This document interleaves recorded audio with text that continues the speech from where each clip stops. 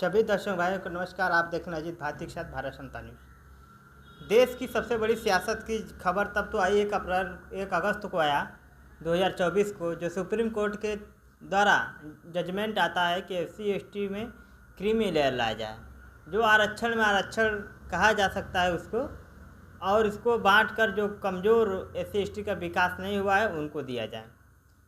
उसके एवज में दलितों को बांटने की बड़ी साजिश मानी गई और है भी। उसके बाद बहुजन समाज पार्टी के मुखिया बहन मायावती जी ने एक बड़ा प्रेस कॉन्फ्रेंस कर थी। अमूमन कम मामलों पर उन्होंने बोली है, लेकिन SC/ST के मामलों में कड़ी टिप्पणी की। उन्होंने आलोचना भी किया, जिसको भारतीय जनता पार्टी को लग रहा था कि बहुजन समाज पार्टी के मुखिया बहन मायावती जी ने ऐसा टिप्पणी नहीं करेंगे, क्योंकि भारतीय जनता पार्टी की केंद्र और राज्य में सरकार दोनों जगह पर है। ज़्यादातर राज्यों में सरकार भारतीय जनता पार्टी के हैं और केंद्र की भी बड़ी सरकार में और बड़ी भूमिका में भारतीय जनता पार्टी है। उसके बाद विपक्ष पार्टी भारतीय राष्ट्रीय कांग्रेस पार्टी है, जो बहुत बड़ी पार्टी है, दूसरे नंबर की पार्टी है। वो भी कई राज्यों में सरकार है। उनके CM और उनके राज्यपाल और राष्ट्रपति तमाम लोगों ने SC/ST का विरोध नहीं किया। उसके बाद बहन मायावती जी के प्रेस कॉन्फ्रेंस होने के बाद भारतीय जनता पार्टी और भारतीय राष्ट्रीय कांग्रेस पार्टी का भी बढ़ जाती है। हाई टेम्परेचर होता है राजनीति का।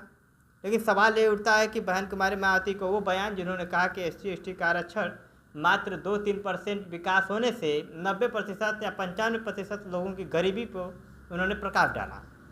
इसके बाद देश की सियासत में काफ़ी हलचल मच गया कि बहुजन समाज पार्टी के मुखिया बहन मायावती जी ने कम बोलने वाली इस तरह सियासत कर दी, जिससे चौतरफा बहन कुमारी मायावती का चर्चा पूरे देश में होने लगा। दर्शक भाइयों को बता दें कि 9वीं सूची को लेकर बहन कुमारी मायावती जी ने पहले ही प्रेस कॉन्फ्रेंस में कहा कि 9वीं सूची में डाला जाए। 9वीं सूची है क्या, देश में इसके लिए बड़ी सियासत हो रही है, क्योंकि 9वीं सूची काफ़ी लोगों को मालूम नहीं है। 9वीं सूची वो सूची है, हम बता दें 1951 में 9वीं सूची को भूमि सुधार के लिए लाया गया था, जिसमें 9वीं सूची में संशोधन कर सवर्ण ब्राह्मणों की भूमि को सुरक्षित किया गया था। दर्शक भाइयों को बता दें, जो बहुत उड़ कर बोलते हैं, 1951 में नहीं, बाबा साहब अम्बेडकर जी का 6 दिसंबर 1956 को देहांत होता है, यानी बाबा साहब डॉक्टर भीमराव अम्बेडकर जी को रहते हुए ये संविधान लागू हुआ। भले बाबा साहब अम्बेडकर जी पार्लियामेंट में समर्थन दें आना दें, प्रतिनिधि रहें आना रहें, लेकिन उस वक्त बाबा साहब डॉक्टर भीमराव अम्बेडकर जी जिंदा थे। सवाल उठता है कि जो अनुयायी उनके बाबा साहब डॉक्टर भीमराव अम्बेडकर जी के बनते हैं, वो सही इतिहास दर्शकों तक नहीं पहुँचाते हैं, या दर्शकों तक सही बातें नहीं पहुँच पाती हैं। सवाल ये भी उठता है कि जो बहुजन समाज पार्टी के मुखिया बहन मायावती जी, जब लोकसभा का चुनाव होता है, दूसरी कॉन्फ्रेंस बहन कुमारी मायावती जी करती हैं, जिससे पहले बहुजन समाज पार्टी का उपचुनाव होता है। जिला पंचायत में बहुजन समाज पार्टी के 2 कैंडिडेट समाजवादी पार्टी को बुरी तरह से हराते हैं और भारतीय जनता पार्टी के प्रत्याशियों की जमानत जब्त हो जाती है। बता दें कि इस दूसरी कॉन्फ्रेंस बहुजन समाज पार्टी के करने के बाद देश की सियासत में और भूचाल आ जाता है। उसके बाद समाजवादी पार्टी के सांसद धर्मेंद्र यादव ने SC/ST क्रीमी लेयर को लेकर समर्थन किया था। उसके बाद अखिलेश यादव ने SC/ST क्रीमी लेयर को भी उन्होंने स्टेटमेंट आ गया, जो कि मनोहर कांशीराम साहब पर टिप्पणी करने वाले मात्र दलितों के नेता बताए जाने वाले के बावजूद भी दलितों ने वोट कांग्रेस को किया था। वो गुलामी यहाँ तक आ गई।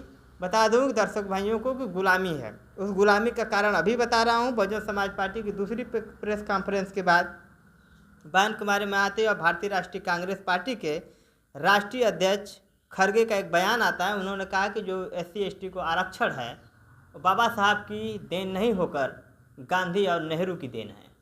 ये आने के बाद बहन कुमारी मायावती तिलमिला जाती हैं और ये तड़ातड़ उन्होंने ट्वीट में लिखा कि बाबा साहब डॉक्टर भीमराव अम्बेडकर जी के बनाए हुए संविधान, बनाए हुए नियमावली और उनके द्वारा दिया गया आरक्षण संविधान में गांधी और नेहरू का था, तो फिर 9वीं सूची में श्रवणों को डालने के बजाय SC/ST का आरक्षण क्यों नहीं डाला गया। ये मामले आते ही दलितों को वो बता दें कि एनडीए और इंडिया गठबंधन ने संविधान बचाओ को भी मामला बहन मायावती उठाया कि सदन में संविधान की कॉपी लेके खड़े थे विपक्ष के नेता। उसमें तमाम नेता थे, बहुजन समाज के भी नेता थे और भारतीय राष्ट्रीय कांग्रेस पार्टी के भी थे। दलितों को ये नहीं समझ में आया कि मात्र देश का संविधान लेने से क्या वो दलित SC/ST OBC समाज के समर्थक हो सकते हैं।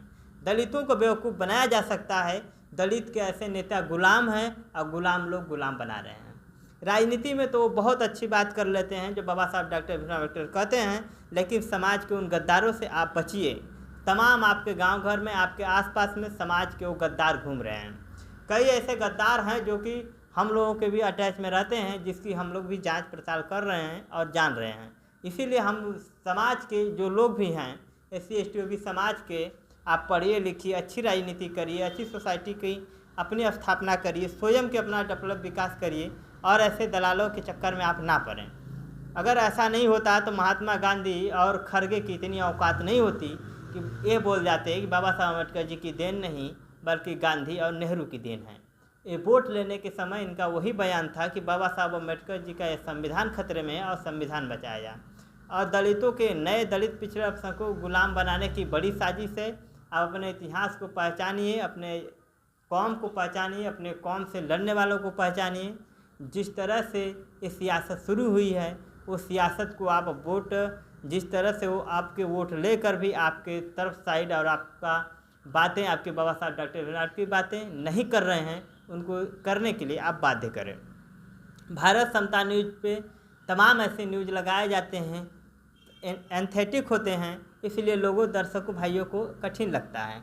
लेकिन ऐसी बातें आप लोगों को भारत समता न्यूज़ पे बताया जाएगा, क्योंकि भारत समता न्यूज़ चाहता है कि SC ST OBC समाज का विकास हो, देश में उपेक्षित समाज का विकास हो। तमाम ऐसे मुद्दों को लेकर जो आप लोगों के बीच में मैं आया हूँ। सभी दर्शक भाइयों को नमस्कार। भारत समता न्यूज़ पर पहली बार आए हूँ तो ज़रूर भारत समता न्यूज़ को सब्सक्राइब करें। जय